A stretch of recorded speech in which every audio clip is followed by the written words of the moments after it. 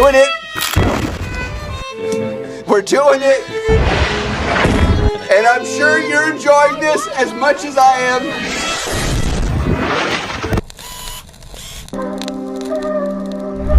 I don't think in win-lose. I think in domination. With Palantir. Palantir. Palantir. Palantir. Palantir. Palantir. Palantir. Palantir. With Palantir, we've got real horsepower. 만약 우리가 2010년 이전에 스마트폰 혁명을 알았다면, 2020년 전에 테슬라를 알고 있었다면 우린 모두 큰 돈을 벌었을 겁니다. 이렇게 기회는 10년에 한 번씩 찾아온 듯합니다. 그리고 그렇게 2030년 전 세계를 주도할 새로운 인물이 유력해지고 있습니다. 바로 팔란티어 CEO 알렉스 카프. 다가오는 미래는 카프를 알아야 돈이 보입니다. 지금부터 2030년이 되기 전에 반드시 알아야 될 인물 알렉스 카프 이야기를 소개합니다. 요즘 우리나라 대학가에서 핫한 주식이 있습니다. 바로 팔란티어. 많은 사람들이 팔란티어 하면 피터 틸을 떠올리지만 사실 진짜 지휘자는 알렉스 카프입니다. 알렉스 카프, 실리콘밸리에서 괴짜 CEO로 통합니다. 여느 테크 기업의 CEO들과 달리 고유한 삶, 프라이버시를 중요시하며 시간이 날 때면 직원들에게 태그권을 가르치고 스키, 하이킹 등 아웃도어 스포츠를 즐기는 것으로 유명합니다. 또 기존 테크 기업 CEO들과 다르게 공대 출신이 아니라 문과 출신입니다. 이 남자 뭐죠? 하버포드 대학에서 철학을 전공하고 독일 프랑크푸르트 괴테 대학교에서 사회이론 박사 학위를 취득한 카프는 그간 도서관에서 연마했던 철학을 바탕으로 팔란티어라는 테크 기업을 운영하고 있습니다. 사내 분위기도 독특합니다. 카프는 CEO라기보다 철학과 교수님에 가깝습니다. 직원들에게 철학 교육을 하는 등 회사라기보단 카프 교수님이 주최하는 철학 수업에 가까웠죠. 근데 더 충격적인 건 이 문과 출신 괴짜가 만든 회사를 미 국방부, CIA, FBI가 줄 서서 쓰고 있다는 겁니다. 그렇다면 팔란티어는 대체 뭐하는 회사일까요? 한마디로 정리하면 데이터를 무기로 바꾸는 회사입니다. 영화 아이언맨의 자비스 아시죠? 자비스, 적의 위치를 분석해줘, 최적의 공격 루트를 알려줘. 팔란티어가 하는 일이 딱 이겁니다. 전 세계에 흩어져 있는 방대한 데이터들, 위성사진, 통신기록, 금융거래, SNS까지 이 모든 정보를 하나로 모아 AI로 분석해서 인간의 의사결정을 돕는 플랫폼이죠. 대표적인 프로그램 두 가지가 있습니다. 첫 번째, 고담. 이름부터 심상치 않죠? 배트맨의 그 고담시티가 떠오릅니다. 실제로 팔란티어는 반지의 제왕에서 회사 이름을 따올 정도로 판타지 매니아인데요. 고담이라는 이름도 범죄 도시를 감시하는 배트맨의 이미지와 딱 맞아 떨어집니다. 배트맨이 고담시의 모든 범죄를 감시하듯 팔란티어 고담은 CIA, FBI, NSA 등 미국 정보기관들의 데이터를 하나로 통합합니다. 원래 CIA와 FBI는 서로 각각의 데이터를 갖고 있었습니다. 그래서 서로 간 정보 공유에 어려움이 있었죠. 과거 9.11 테러를 못 막은 원인으로는 이 조직들 간 협력 불찰이 거론되곤 합니다. 근데 팔란티어 고담이 이걸 해결했습니다. 300만 건의 정보, 17만 장의 위성사진, 8,000시간의 전화 녹음을 하나로 연결해서 기존 추적하는 데 72시간이 걸리던 작업들을 무려 12분으로 줄여버립니다. 그 결과 오사마 빌라덴 추적에 결정적 역할을 했다는 평가를 받습니다. 사실 여기서 음모론이 따라다니죠. 결론은 사람들의 데이터를 모으는 회사다. 감시사회의 서막이며 조지 오웰의 1984가 현실이 됐다. 이런 말들이요. 이건 뒤에서 다시 말씀드리겠습니다. 두 번째, AIP. 고담이 과거 범죄를 추적하는 시스템이었다면 지금 소개할 AIP는 전쟁을 지휘하는 AI입니다. 팔란티어가 공개한 데모 영상이 하나 있습니다. 한 군인이 모니터 앞에 앉아 있습니다. 그때 AIP가 경고를 보냅니다. 적 병력이 아군 인근의 군사 장비를 집결시키고 있습니다. AI가 위성 데이터, 통신 기록, 모든 정보를 분석해서 적부대 편성을 추론해 보여줍니다. 군인이 AI에게 묻습니다. 어떻게 처리할까? 이때 AI가 세 가지 타격 옵션을 생성합니다. 군인이 하나를 선택하고 AI가 작전 계획을 수립합니다. 부대 배치, 최적 경로, 적 통신 교란까지 이 모든 과정이 몇 분 안에 이뤄집니다. 과거에는 수십 명의 참모가 수십 시간을 들여야 했지만 지금은 AI가 몇 분 만에 해냅니다. 그리고 이제는 데모가 아닙니다. 실전에 투입되고 있습니다. 형님들, 이제 느낌 오시죠? 이 회사는 단순한 IT 기업이 아닙니다. 미국이라는 나라의 패권을 유지시키려는 과거 핵 개발 다음으로 새롭게 등장할 뉴 맨하탄 프로젝트입니다. 그런데 이 카프가 최근에 책 한 권을 썼습니다. 기술공화국 선언. 이 책에서 카프는 실리콘밸리를 저격합니다. 현재 실리콘밸리의 엘리트들은 중요하지 않는 것에 집중한다. 국방개혁, 행정변혁 등 중요한 일은 미루고 음식 배달 앱, 사진 공유 앱이나 만들기 바쁘다. 미국이라는 땅에서 나고 자란 덕분에 지금의 자유를 누리는 건데 정작 미국에 충성하지 않는다. 형님들 생각해보세요. 지금 실리콘밸리가 누리는 이 평화, 자유롭게 창업하고 자유롭게 돈 벌고 자유롭게 세계에 서비스를 파는 이 환경, 이게 그냥 하늘에서 떨어진 걸까요? 미국이 패권국인 덕분에 가능한 거겠죠. 과거 미국이 세계 최강이 된 이유를 보세요. 맨하탄 프로젝트, 아폴로 프로젝트, 이때는 전부 정부와 민간 기술이 힘을 모았습니다. 국가의 필요와 기술자의 천재성이 하나로 뭉쳤을 때 미국은 세계를 지배했습니다. 그런데 지금은 어째 반대로 흘러갑니다. 구글은 2018년 미 국방부의 AI 프로젝트 메이븐에 참여했다가 직원들이 군사 프로젝트에 동참하기 싫다라고 반발하자 계약을 포기해버렸습니다. 미국의 가장 똑똑한 천재들이 국가 안보는 등한시하고 소비자 앱이나 만들고 있다. 카프는 이 현실에 분노한 겁니다.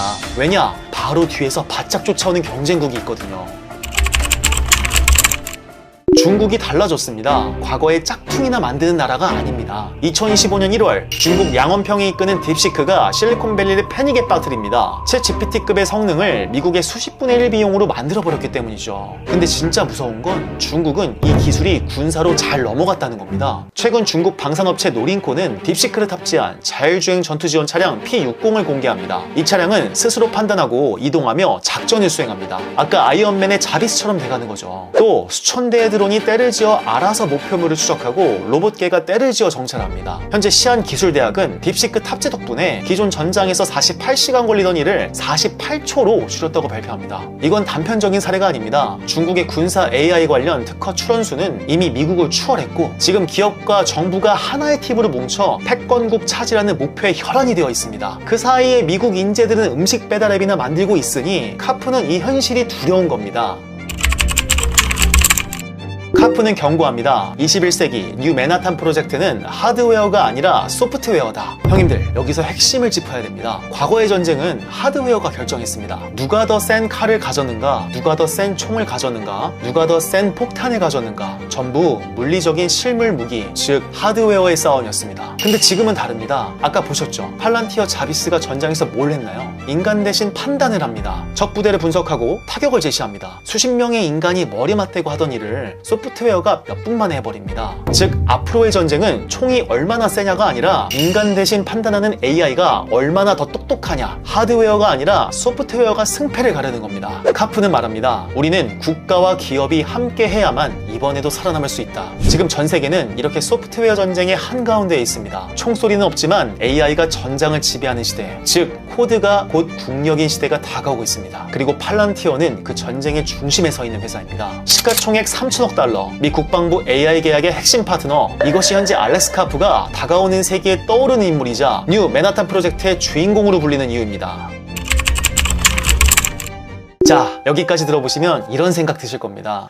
근데 팔란티어 같은 회사들이 이렇게 사람들의 데이터를 모은다면 결국 우리의 사생활이 없어지는 거 아니야? 조지 오웰의 1984가 실제로 나타나는 거 아니냐고. 맞습니다. 팔란티어 하면 음모론이 빠지질 않죠. 사실 이는 중국도 마찬가지입니다. 자국 내 무려 7억 대의 CCTV 설치, 얼굴 인식, 걸음걸이 추적, 사회 신용 점수 도입까지, 이 부분은 저도 좀 소름이 돋는데요. 근데 우리 한 발짝만 뒤로 물러나 볼게요. 더 큰 그림을 보겠습니다. 형님들, 우리가 목숨처럼 아끼는 이 사생활이라는 개념, 이건 대체 언제부터 있었던 걸까요? 사실 200년도 안 됩니다. 근대 이후에 만들어진 개념이에요. 즉 인류 역사 전체를 보면 신생아 수준의 관념입니다. 인류는 그동안 2만 년이 넘는 시간 동안 아무 비밀이 없는 서로의 일거수일투족이 투명하게 공개되는 시족사회, 부족사회에서 살았습니다. 원래는 이것이 인류의 기본값이었습니다. 자, 여기서 오해하지 마세요. 저는 이게 좋다는 게 아닙니다. 다만 이 흐름이 특정 인간 집단 하나를 비난한다고 바뀔 게 아니라는 겁니다. 여느 음모론처럼 일루미나티, 프리메이슨과 같은 세력이 주도해서 무언가를 꾸미고 있는 부자연스러운 미래가 아니라 인간이란 종이 다시 본래의 상태로 돌아가려는 하나의 흐름일 수 있다는 겁니다. 그래도 두려우시다고요? 근데 저는 사실 걱정하지 말라고 말씀드리고 싶어요. 과거 스티브 잡스는 시장조사를 신뢰하지 않기로 유명했습니다. 그는 1998년 인터뷰에서 사람들은 직접 보여주기 전까지 본인들이 뭘 원하는지 모른다 라는 말을 남긴 것으로 화제가 됐었죠. 2007년 아이폰을 첫 공개했을 당시 또한 마찬가지였습니다. 당시의 반응은 지금 우리가 생각하는 찬사일색이 아니었습니다. 아이폰 이거 비싸게 책정됐다, 키보드가 없으니 비즈니스 고객들에게는 전혀 매력이 없다 라며 비웃는 영상이 지금도 남아있습니다.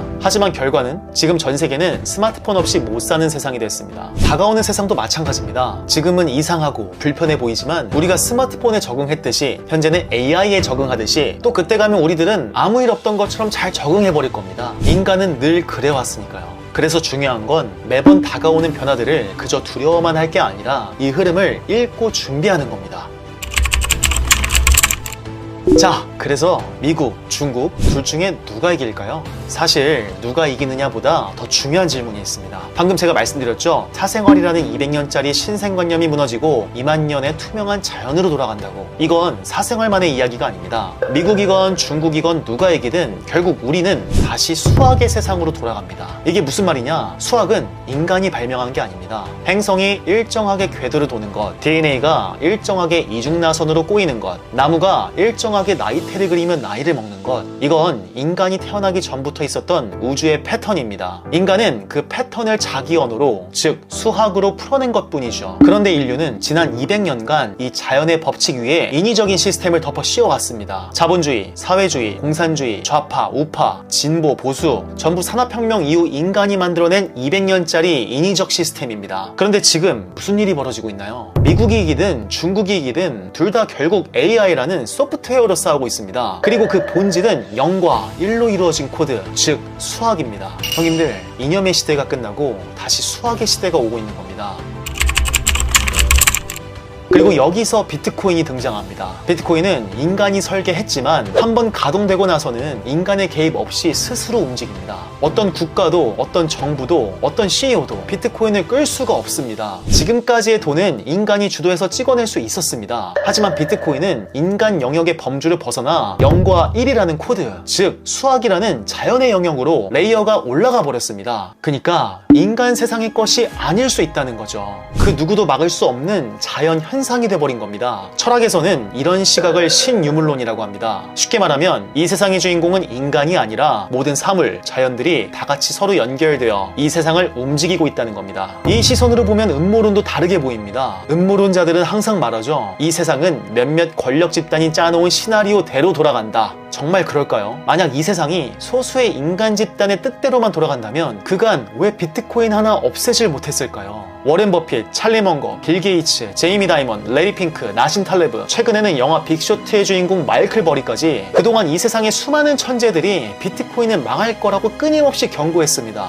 그런데 17년 넘게 사라지지를 않습니다. 비트코인이라는 이름은 비록 인간이 붙인 단어이지만 그 안에 있는 0과 1로 이루어진 코드, 즉 수학 알고리즘은 더 이상 인간 중심의 세상의 것이 아닐 수 있다는 겁니다. 불교에서 말하는 일체유의법, 염홍환포형, 이 세상의 모든 만물은 환영이다. 머스크의 이 세상은 시뮬레이션이다 발언처럼 인간 생태계가 레이어 1이라면 비트코인은 레이어 2처럼 서로가 아예 다른 생태계의 것일 수 있다는 겁니다. 레이어 1에서 아무리 고함을 쳐도 레이어 2에선 그 소리를 듣지 못합니다. 현재 가상자산, AI, 로봇, 수학으로 이루어진 OS 기반 이 세 가지가 동시에 등장하는 건 우연이 아닙니다. 인류가 200년간 씌워놓은 인위적 체제에서 다시 자연의 질서, 수학의 질서로 돌아가는 흐름 속에서 필연적으로 나타나는 자연현상일 수 있습니다. 이런 관점에서 우리는 지금 일어나고 있는 이 비트코인 현상을 다시 한번 생각해 볼 필요가 있습니다.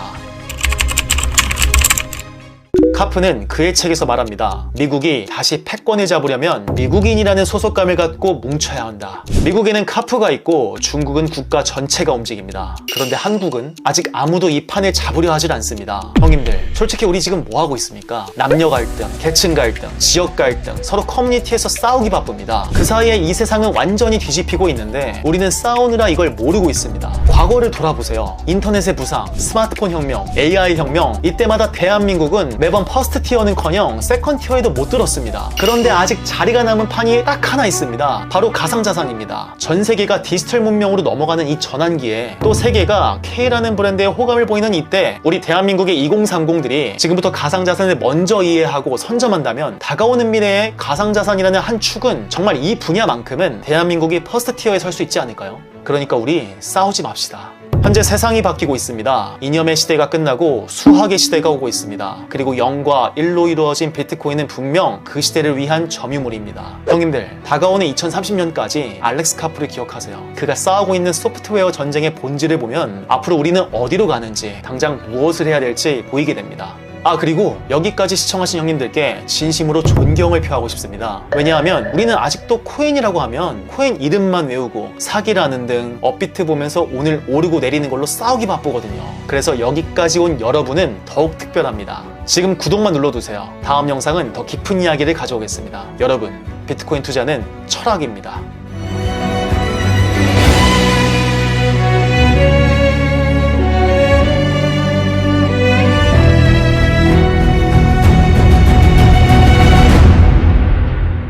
여러분, 이번에 조심스럽게 멤버십을 오픈했습니다. 용기 내어 오픈한 만큼 가입해주신다면 꼭 더 좋은 영상으로 보답드리겠습니다. 멤버십에서는 회원에게만 공개되는 비공개 영상, 라이브 영상을 즐기실 수 있습니다. 강요는 아니고요.